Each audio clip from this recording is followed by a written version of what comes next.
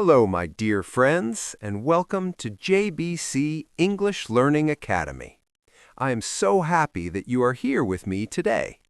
I am your host, Alex, and I want to start by thanking you for taking this time to improve your English and improve your life. I know that learning a language is a journey, and sometimes it can feel difficult, but you are doing a great thing by being here. I hope you are feeling comfortable, relaxed, and ready to listen with an open mind. Today, we are going to talk about something that is incredibly important for your growth, not just in English, but in everything you do. We are going to talk about how to change your life by changing your environment. Have you ever felt like you are trying your best, but you are not moving forward? Maybe you want to speak English fluently, or maybe you want to get fit or start a new project. You set your goals, you feel motivated for a day or two, but then slowly you slip back into your old habits. You stop studying, you stop exercising, you feel stuck. Many people think that this happens because they are weak or because they do not have enough willpower. They tell themselves, "I'm just lazy," or "I don't have enough talent." But my dear friends, this is not true. The reason you feel stuck is often not about you. It is about where you are. It is about your environment. Environment is everything around you. It is the room you are sitting in right now. It is the people you talk to every day. It is the apps on your phone and the noise in the background. All of these things are sending messages to your brain, and most of the time you do not even realize it. Today, I want to show you how to take control of these messages. We are going to explore how you can change your surroundings to change yourself. This is the secret to making real progress that lasts. So, take a deep breath, relax your shoulders, and let's begin this journey together. Let's start by understanding what environment really means. When I say the word environment, you might think of trees, rivers, and nature, or you might think of your city or your street. But for us today, I want you to think much smaller than that. I want you to think about your immediate space. Your environment is the chair you are sitting on. It is the light in the room. It is the smell of the air. It is the sounds coming from the window. It is also the people living in your house and the friends you talk to. It is the digital world on your phone and computer. Think of your environment like a river. If you are a fish swimming in a river, the water pushes you. If the water is clean and flowing in the right direction, swimming is easy. You can float, you can move fast, and you enjoy the water. But if the water is dirty, or if it is flowing in the wrong direction, swimming becomes a terrible fight. You use all your energy just to stay in one place. You get tired quickly. In life, we are like the fish, and our environment is the water. If your environment is messy, noisy, and negative, you have to use a huge amount of energy just to feel okay. But if your environment is clean, calm, and positive, you will naturally move toward your goals without fighting so hard. I want to tell you a story about a friend of mine. Let's call him Marcus. Marcus was a very smart young man. He wanted to learn English and get a better job. He bought many books, he downloaded apps on his phone, and he told everyone, "This year I will speak English." He was very excited. But Marcus had a problem. He lived in a very small, messy apartment. His desk was always covered with old papers, dirty plates, and cables. His room was dark because he never opened the curtains. He lived with two roommates who loved to play loud video games until late at night. Every evening, Marcus would come home from work, sit at his messy desk in the dark, look at his English book, and feel tired immediately.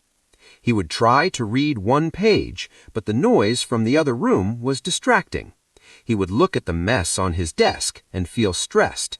Within 5 minutes, he would close his book and pick up his phone to scroll through social media. He did this every day for months. Marcus thought he was lazy. He thought he didn't have the discipline to learn. But the truth was, his environment was telling him no. The messy desk said, "Don't work. This is a place for chaos." The dark room said, "Sleep. Don't focus." The loud roommate said, "Relax. Don't study." It wasn't Marcus's fault. He was swimming upstream. One day, Marcus decided to make a change. He realized that fighting his environment was too hard, so he made a few small shifts. First, he cleaned his desk completely. He threw away the trash, and he put only his English book and a lamp on the table. Second, he bought a pair of headphones to block the noise. Third, he started going to a local library on Saturdays, just for 2 hours. The library was quiet, bright, and full of other people who were reading and working. The moment he sat in that library, he felt different. The environment was supporting him.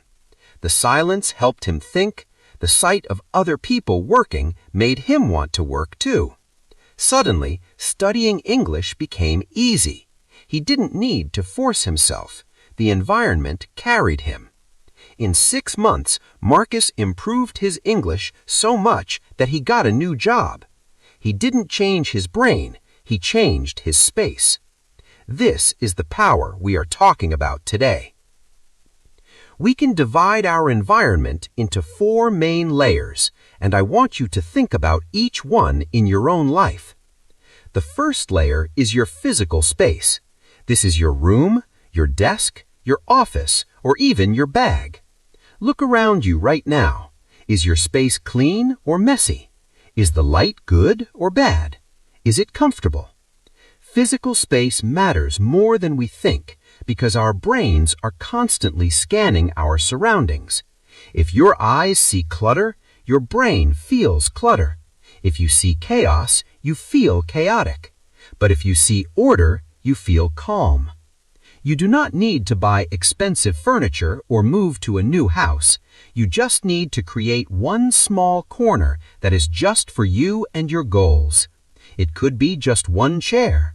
On that chair, you only do your English practice. You don't sleep there, you don't eat there, and you don't worry about bills there. It is your growth corner. When you sit there, your brain knows exactly what to do. The second layer is your social environment. This is the people you spend time with. You know the old saying, you are the average of the 5 people you spend the most time with. This is very true. Think about the people in your life. Are they positive and supportive? Do they encourage your dreams, or do they complain a lot? Do they make you feel small? Negative people are like heavy rocks in your backpack. If you carry them, the journey becomes much harder. You don't have to be mean to these people. You can love them, but maybe you need to spend less time with them. Or maybe you need to find new people who lift you up. In today's world, you can find a community online. You can join groups where people are learning English, where people are positive, and where people want to grow. When you surround yourself with people who are moving forward, their energy pulls you forward too. It is contagious. The third layer is your digital environment. This is huge for us today. How many hours do you spend on your phone? What do you see? If you follow people who are always fighting or showing off unrealistic rich lifestyles or sharing bad news, your digital environment is toxic. It is making you anxious and unhappy. But your phone can also be a school. It can be a place of peace. You can choose to follow channels that teach you English. You can follow pages that inspire you. You can turn off notifications so your phone doesn't interrupt you every 5 minutes. Imagine if you had a teacher standing next to you while you were trying to study, shouting, look at me, every minute. You would be very angry. But this is what we do with our phones. We let the notifications shout at us. We need to take control. Make your phone a tool, not a master. The fourth layer, and perhaps the most important one, is your internal environment. This is the voice inside your head. What do you say to yourself when you make a mistake? Do you say, "I am stupid, I will never learn"? Or do you say, "It is okay, I'm learning, I will try again"? Your internal environment is shaped by your habits of thought.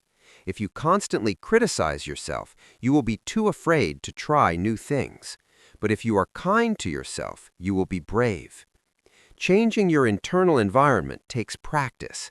You have to catch the negative thoughts and replace them with gentle ones. It's like cleaning a messy room in your mind. Now that we understand these four layers, let's move deeper into the psychology of why our environment controls us so much. There is a concept in psychology called friction. Friction is the effort it takes to do something. Think about a heavy box on the floor. If the floor is smooth and polished, you can slide the box easily. That is low friction. If the floor is rough and covered in sand, it is very hard to slide the box. That is high friction. In our lives, our environment creates friction. If you want to practice English, but your book is hidden inside a box in the closet, that is high friction. You have to stand up, walk to the closet, open the box, and find the book. You are tired before you start. But if your book is already open on your desk waiting for you, that is low friction. You just sit down and start. You can design your life to have low friction for good habits and high friction for bad habits. For example, if you want to stop eating sugar, don't buy cookies. If there are cookies in the kitchen, that is low friction to eat them. But if you have to put on your shoes and coat and walk to the store in the cold rain to buy a cookie, that is high friction. You probably won't do it. You will eat an apple instead. See how this works? You are not using willpower, you are using design. Let me share another story with you. This is about a woman named Sarah. Sarah wanted to exercise every morning.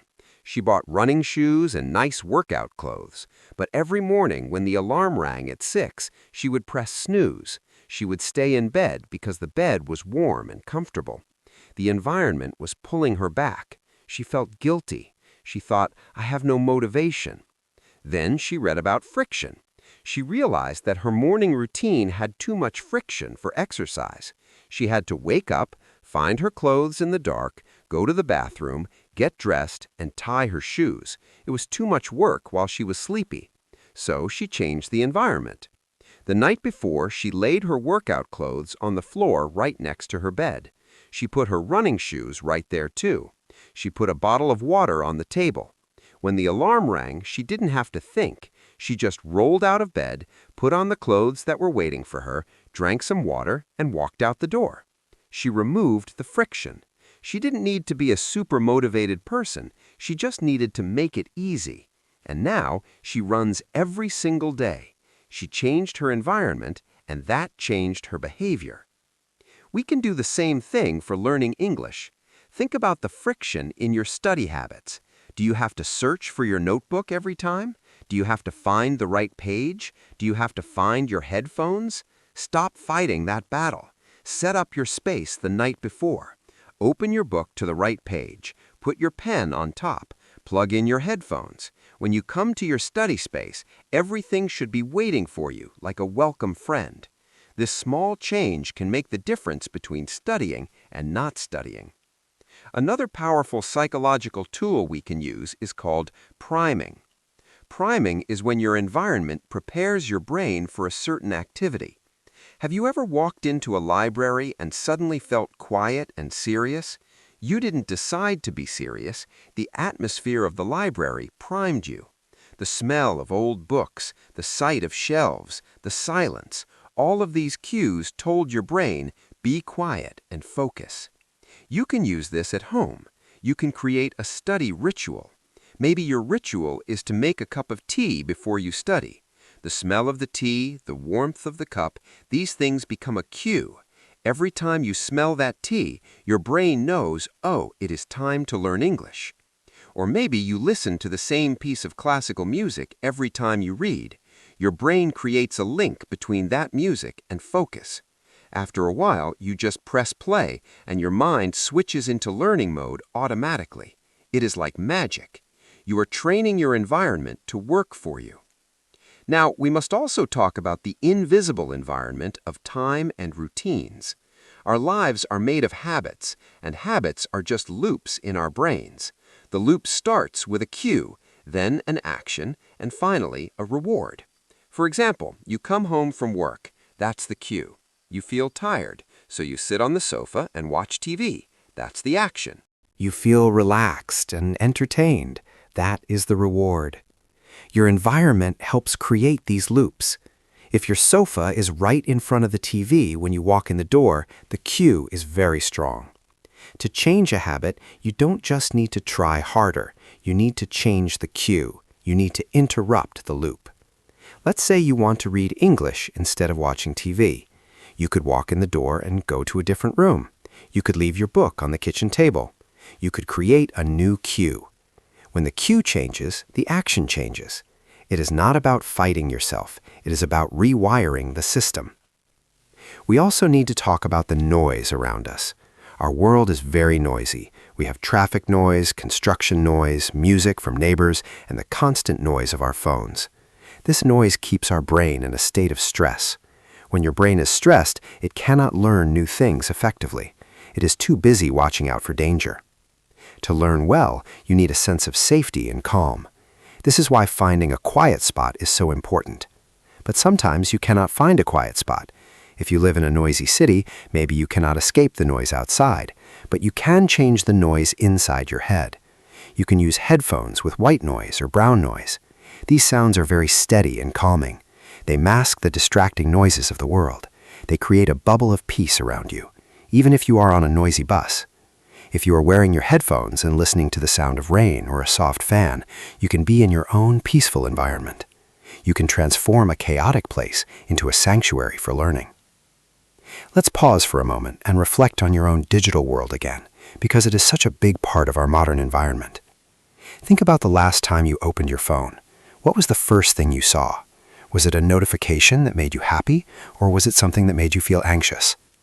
Many people wake up and immediately check their news or social media.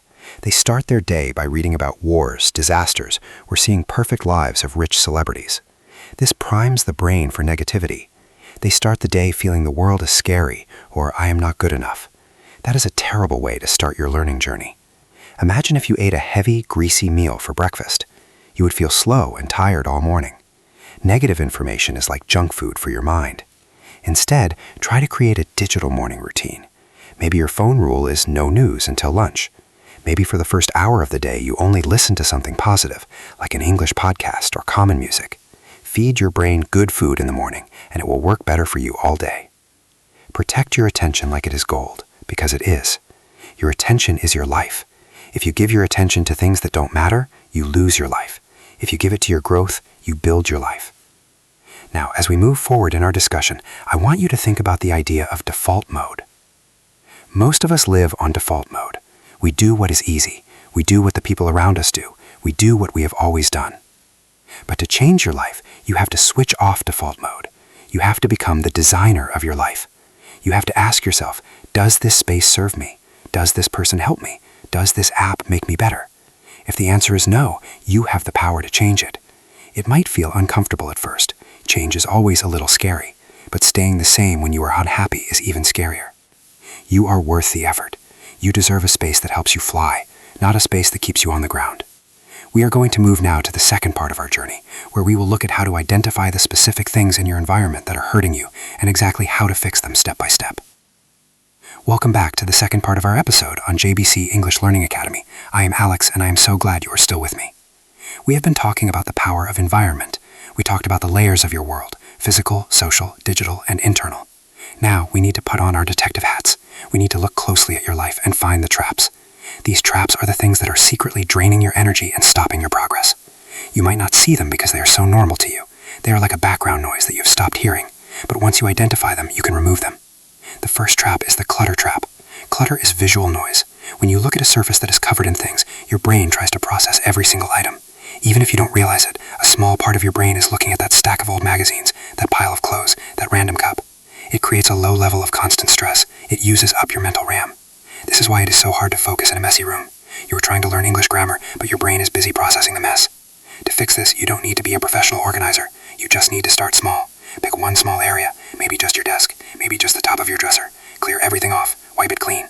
Now put back only 3 things, only the things you really need for your English practice. A lamp, your notebook, your pen. Look at the empty space. How does it feel? It feels light, doesn't it? It feels peaceful. That empty space is a place for your mind to rest. When you have less stuff to look at, you have more space to think. This is why monks and great thinkers often live in simple spaces. They know that less stuff equals more clarity. The second trap is the convenience trap. We talked about friction, but this is the other side of the coin. We make bad habits too easy. If your phone is in your pocket, it will touch it. If the remote control is on the arm of the sofa, you will watch TV. If there's junk food in the drawer, you will eat it. You are not weak. You are just following the path of least resistance. The environment is making the wrong choice, the easy choice. To fix this, you need to create inconvenience for bad habits. Put your phone in another room when you study. Put the remote control on a drawer. Put the junk food on the high shelf. Or better yet, don't buy it. Make the bad habit hard to do. At the same time, make the good habit so easy that it is harder to say no than to say yes. Put your English book on your pillow. Put your running shoes in front of the door. Make the good choice the only choice. Design your life so that success happens almost by accident. The third trap is the toxic people trap. This is the hardest one to deal with because people are not objects. You can't just throw them in the trash, but you can change how much you let them affect you. Think about a friend or family member who always complains. Maybe when you see them, they spend 20 minutes telling you how bad the government is, how sick they feel, or how unfair their boss is. When you walk away from that conversation, how do you feel? Do you feel energized? No. You feel drained. You feel heavy. This person has just poured their negativity into you. You have to protect your inner garden. You don't have to be rude. You can listen for a minute and then gently change the subject. You can say, I am so sorry you are having a hard time, but I'm trying to focus on positive things today because I want to learn English. Can we talk about something happy? If they refuse to stop being negative, you can spend less time with them. It is not selfish. It is necessary. You cannot grow if you are constantly being pulled down by others. You need to surround yourself with sunshine people, people who make you feel warm and bright. Let's talk about a man named Robert. Robert worked in an office with a group of colleagues who loved to gossip. Every lunch break, they would sit together and talk bad about other workers. Robert didn't really enjoy it, but he sat with them because he didn't want to be alone. He found that after lunch, he felt cynical and angry. His mood was ruined for the whole afternoon. He realized this environment was toxic, so he decided to change. He started taking his lunch and eating in the park outside. At first, he felt lonely, but then he started listening to English audiobooks while he ate. He enjoyed the fresh air and the trees. He felt his mood lifting. He returned to work feeling refreshed and calm. By simply changing where he ate lunch, he changed his mental state. He removed himself from the gossip and fed his mind with English instead. This small change in his social environment had a huge impact on his happiness and his learning. The fourth trap is the digital addiction trap. We touched on this before, but we need to go deeper. Apps and websites are designed by geniuses to be addictive. They use bright colors, sounds, and vibrations to keep you looking. They want you to stay on their app as long as possible so they can show you ads. They know how your brain works. They give you a little hit of dopamine, a happy chemical, every time you see a new like or a new message. It feels good, so you keep scrolling. But this is stealing your time and your focus. You are losing hours of your life that you can never get back. To fight this, you must be the boss of your technology. Turn off notifications. You don't need to know the second someone likes your photo. You can check once a day. Use grayscale mode on your phone. This turns the screen black and white. It makes the screen boring, so you don't want to look at it as much. Delete the apps that you waste time on. If you can't delete them, move them to a folder that is hard to find. Treat your phone like a tool, like a hammer or a brush. You pick it up when you need it, and then you put it down. You don't walk around holding a hammer all day, do you? No, that would be silly. So don't walk around holding your phone all day. Now let's talk about creating a growth sanctuary. This is a specific environment that is purely dedicated to your improvement. It can be a physical place, or it can be a block of time. I want you to imagine your perfect learning space. What does it look like? For me, Alex, I imagine a quiet corner with a comfortable chair. There is a window with a view of trees or the sky. The light is soft, not too bright. There is a small table with a notebook and a pen. There is no computer unless I'm using it for a specific lesson. There are no other papers or clutter. There is a smell of lavender or vanilla, which is calming. There is no TV in the background. The only sound is silence or the sound of rain. When I sit in this space, I feel safe. I feel focused. This is my sanctuary. Now, you might not have the perfect room. You might live in a busy house with kids or roommates. You might not have a window view, but you can create a version of this. You can use headphones to create the silence. You can use a small lamp to create the light. You can use a screen to block out the rest of the room. You can choose a specific time, like early in the morning before everyone wakes up, and call that your sanctuary time. During that time, nothing else exists. No bills, no problems, no noise. It is just you and your growth. It is also important to think about your body as part of your environment. Your body is the house you live in 24 hours a day. If your body is tired, hungry, or uncomfortable, it is very hard to learn. Part of changing your environment is taking care of your physical self. Are you drinking enough water? When your brain is dehydrated, it shrinks slightly and doesn't work well. Are you sitting in a good chair? If your back hurts, you can't focus on English verbs. Are you getting enough sleep? Sleep is when your brain organizes everything you learn during the day. If you don't sleep, you lose the information. Taking care of your body is not selfish. It is part of your learning strategy. When you eat healthy food, sleep well, and sit comfortably, you are building a biological environment that supports your success. I also want to mention the power of visual cues. Your brain understands images very quickly. You can use this to your advantage. Put sticky notes around your house with English words you want to learn. Put one on the bathroom mirror with a word like confident. Put one on the fridge with a word like energy. Every time you see these words, you read them. You learn them without trying. You can also put pictures of your goals on your wall. Do you want to travel to London? Put a picture of Big Ben on your desk. Do you want to get a job that requires English? Put a picture of the office building or the job title on your wall. These pictures act as reminders. When you feel lazy, you see the picture and you remember why you are studying. The environment gives you the motivation you need. Let's talk about the environment of sound. Again, I mentioned silence, but music can also be a great tool. However, you must choose the right music. Songs with English lyrics can be distracting because your brain wants to listen to the words. Instead, listen to instrumental music. Classical music, jazz, or lo-fi beats are perfect. Science shows that music with around 60 beats per minute can actually put your brain into an alpha state. This is a state of relaxed alertness. It is perfect for learning. You can find playlists on YouTube or music apps called study music or focus music. Create a playlist that you only listen to when you study. After a while, your brain will associate this music with learning. When you press play, your brain will say, "Okay, it is time to focus." It's a conditioned response, like Pavlov's dog. We should also discuss the information environment. What kind of information are you feeding your brain?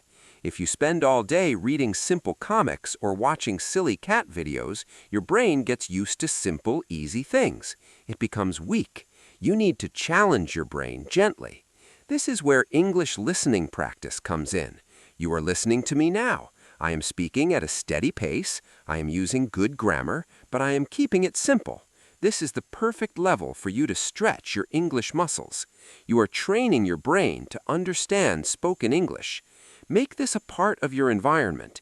Listen to English while you cook. Listen to English while you clean. Listen to English while you walk. Fill your ears with English so your brain gets used to the rhythm and the sounds. This is called immersion. You don't need to move to an English-speaking country to immerse yourself. You can create an English immersion bubble right in your own home. Just change the language of the information you consume. Now I want to address the emotional traps that exist in our environment. Sometimes our environment holds memories. Maybe you sit at a desk where you used to do a job you hated. Maybe the chair you sit in is the same one where you failed an exam before. These objects carry emotional weight. When you sit there, you unconsciously remember those bad feelings. This is a negative emotional environment. If you can change the object, get a new chair, move to a different table. If you can't move, you can clear the energy. You can clean the space very well. You can put a new object on the table, like a fresh flower or a new notebook. Tell yourself, this is a new start. The past is gone. You can reprogram the emotional cue of that space. Another aspect of environment is routine. Your routine is the structure of your day. A chaotic routine creates a chaotic mind. A stable routine creates a stable mind.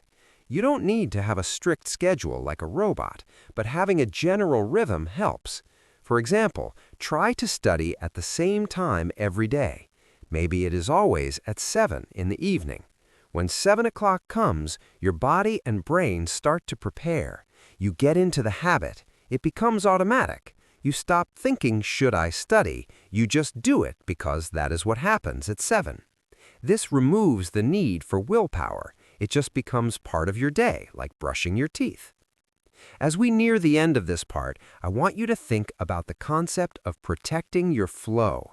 Flow is that magical feeling when you are doing something and you lose track of time. You are so focused that nothing else matters. This is the best state for learning. But flow is fragile. It is easily broken. A phone call, a loud noise, or a knock on the door can break your flow, and it takes 20 minutes to get back into it. You must protect your flow time. Tell your family, I am studying for 1 hour. Please do not disturb me unless it is an emergency. Close the door. Put a sign on the door. Value your focus time. It is the most valuable time you have. When you protect your flow, you can learn more in 1 hour than you can in 5 hours of distracted studying. We have covered a lot of ground. We looked at the traps of clutter, convenience, toxic people, and digital addiction. We talked about creating a sanctuary, taking care of your body, using visual cues, sound, and information. We talked about routine and flow. These are all tools you can use to redesign your world. But knowing these things is not enough. You have to use them. You have to take action. And that brings us to our final part. We're going to talk about how to start. Today, we're going to make a plan. We're going to take the first step on your new path. Welcome to the third and final part of our journey together on JBC English Learning Academy. I'm so happy you have stayed with me this long. We have talked about the theory, the psychology, and the traps. Now we are going to talk about action. This is the most important part. You can listen to me and say, yes, that makes sense, but if you don't change anything, nothing will change. Knowledge without action is just a dream. Action is what makes it real. So I want you to get ready. I want you to commit to yourself that you will try some of these things.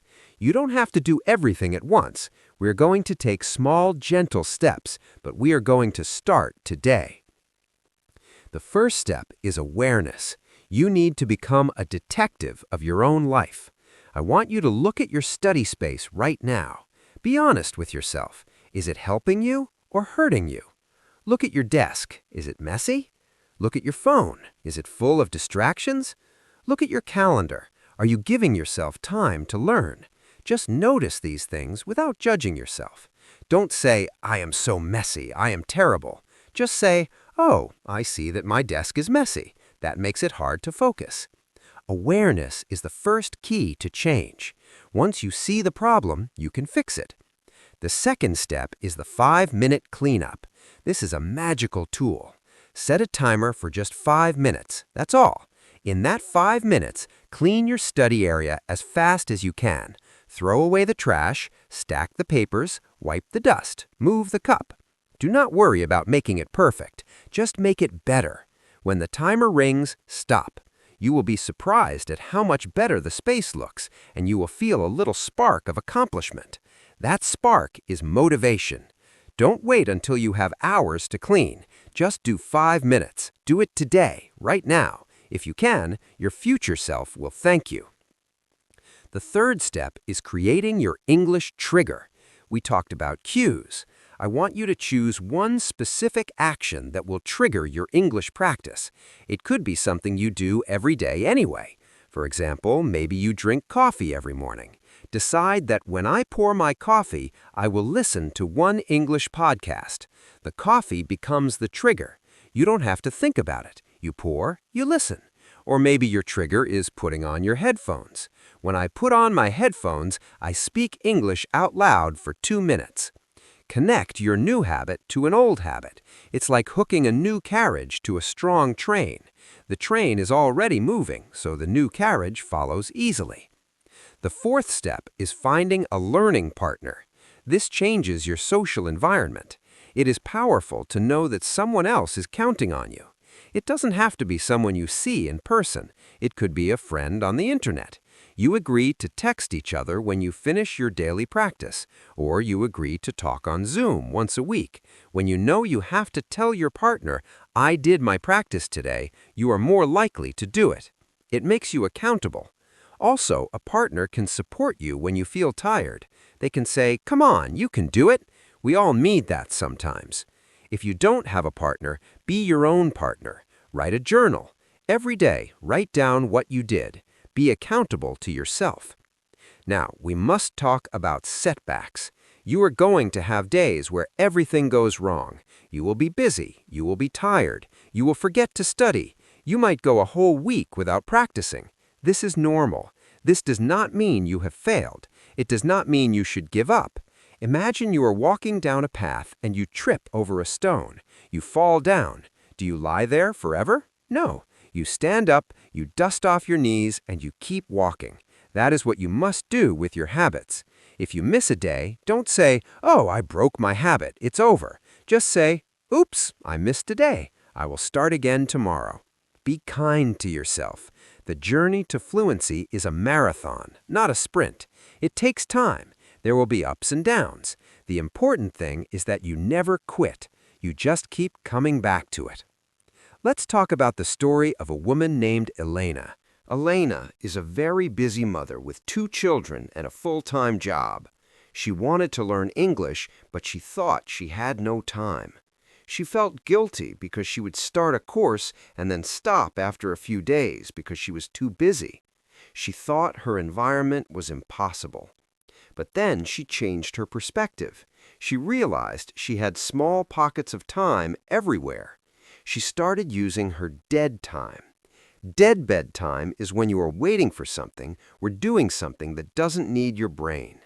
She played English audio while she was driving her car. She listened to English while she was washing dishes. She used an app on her phone to learn words while she was waiting for the water to boil for dinner.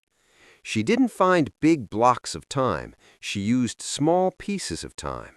10 minutes here, 5 minutes there.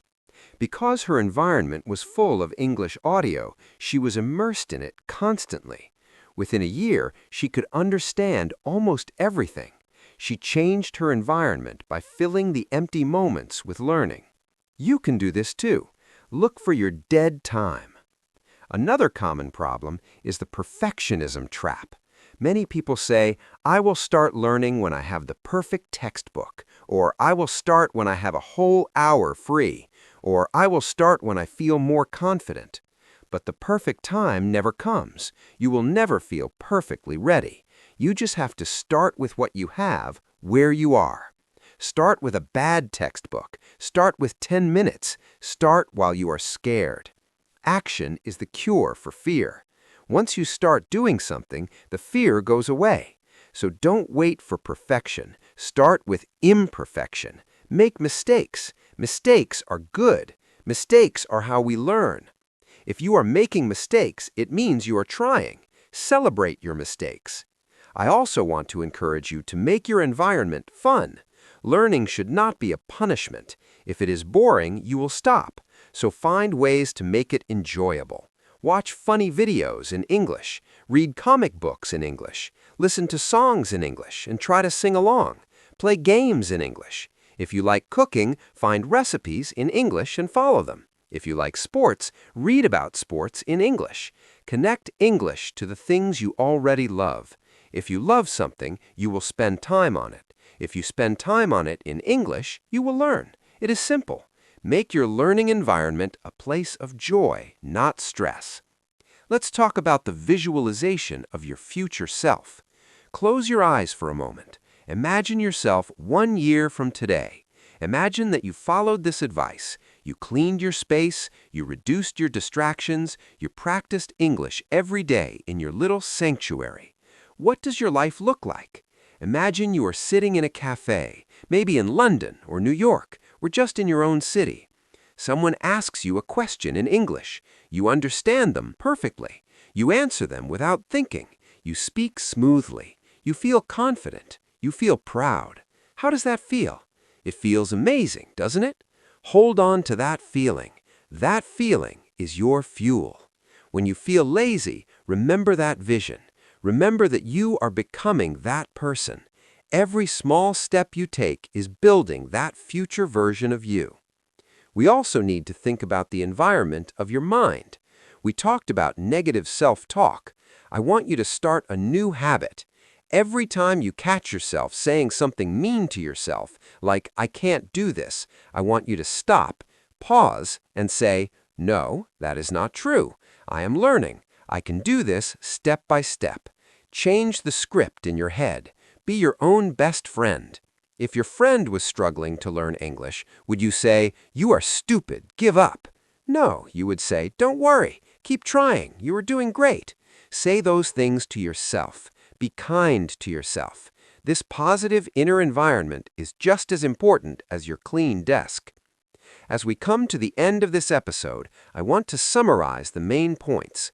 First, your environment shapes your behavior more than willpower. Second, you can control your environment by changing your physical space, your social circle, your digital world, and your internal thoughts. Third, small changes like cleaning a desk or moving your phone can create huge results.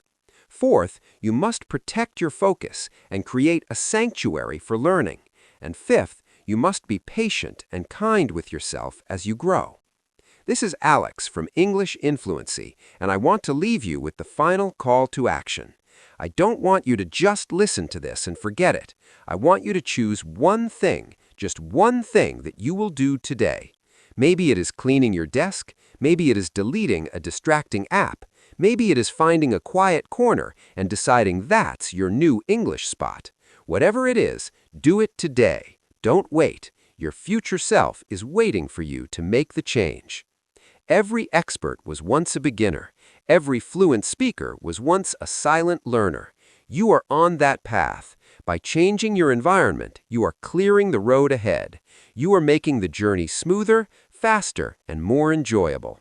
Thank you so much for listening to my voice. Thank you for letting me be a part of your environment today. I hope this podcast was a positive, calm place for you. If you liked this episode, please share it with a friend who also wants to learn English. And remember, you can listen to this episode again and again to practice your listening and to remind yourself of these lessons. Repetition is the mother of skill. Keep listening, keep practicing, and keep designing a life that supports your dreams. You have the power to change your environment, and you have the power to change your life. I believe in you. See you in the next episode. Goodbye for now.